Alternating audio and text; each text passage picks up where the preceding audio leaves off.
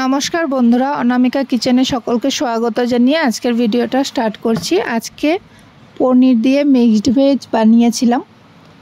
Mixer গ্রাইন্ডারে কাজু বাদাম আর কাঁচা লঙ্কা পেস্ট করে নিয়েছিলাম। তারপর কড়াইয়ের মধ্যে হলুদ আর নুন দিয়ে পনিরটাকে ভেজে নিয়েছিলাম।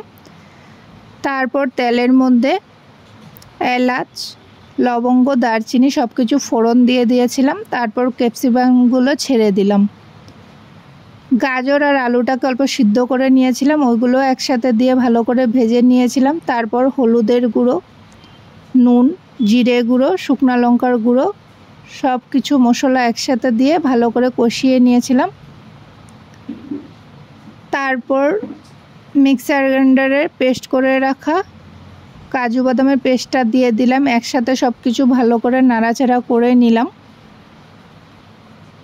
তারপর পনিরটা ছেড়ে দিলাম একসাথে। মশলাটা ভালো করে কষে এলে পনিরটা দিয়ে দিতে হবে। পনিরটা দিয়ে দেওয়ার পর নাড়াচাড়া করে পরিমাণ মতন জল অ্যাড করে দিলাম। তারপর সামান্য পরিমাণ চিনি দিয়ে দিয়েছিলাম।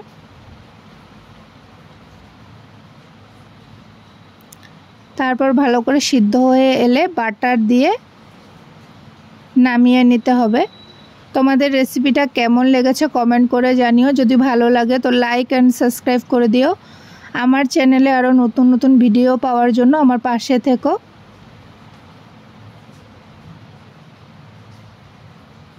সবাই একবার ট্রাই করে দেখো রেসিপিটা কেমন লাগে। বাই বাই সবাইকে।